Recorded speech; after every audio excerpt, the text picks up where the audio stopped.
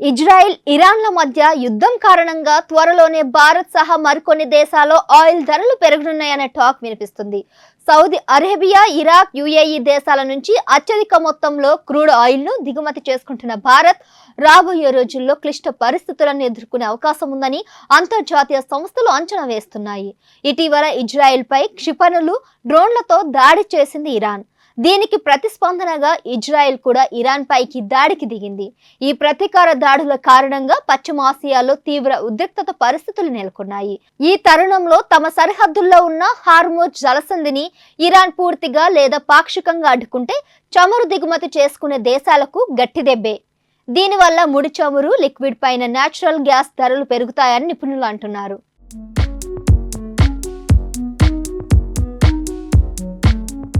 Oman, Iran సముద్ర మార్గంలో ఉండే హార్మోజ్ జలసంధి దాదాపు 40 కిలోమీటర్ల మేర ఉంటుంది. అందులో 2 కిలోమీటర్ల నౌకల రాకపోకల కోసం నావిగేషన్ ఛానల్ ఉంటుంది. Saudi Arabia, UAE, Kuwait, Qatar, Iraq, Iran దేశాల నుంచి వివిధ దేశాలకు రోజుకు 2.1 కోట్ల బ్యారెళ్ల చమురు ఈ ఛానల్ గుండానే ఎగుమతి అవుతుంది. ప్రపంచ వ్యాప్తంగా రోజువారీ వినియోగంలో ఇది 21%. అంతర్జాతీయంగా ఎల్ఎన్జీ వినియోగంలోనూ 20% ఇక్కడ నుంచే సరఫరా జరుగుతోంది.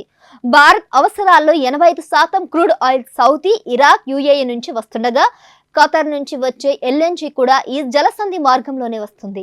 ఈ నేపథ్యంలో ఒకవేళ హార్మోజ్ జలసంధిని ఇరాన్ అడ్డుకుంటే చమురు రవాణాకు ఆల్టర్నేట్ ఆప్షన్ గా ఎర్ర సముద్రం ఉంది. కానీ ఎల్ఎన్జీ దిగుమతికి మాత్రం అటువంటి సౌలభ్యం లేదు. దీంతో భారత్ లో ఇంధన ధరలపై ప్రభావం చూపే అవకాశం ఉన్నట్లు అంతర్జాతీయ సంస్థలు అంచనా వేస్తున్నాయి.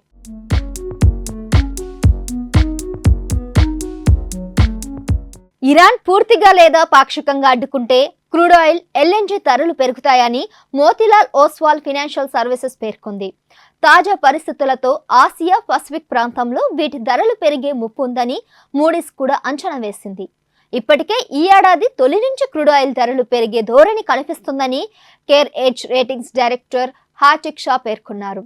ప్రస్తుతం ఇరాన్, ఇజ్రాయెల్ మధ్య పరిస్థితులు మరింత దిగజారితే ముడి చమురు ధరలు పెరుగుదలకు దారితీయవచ్చన్నారు.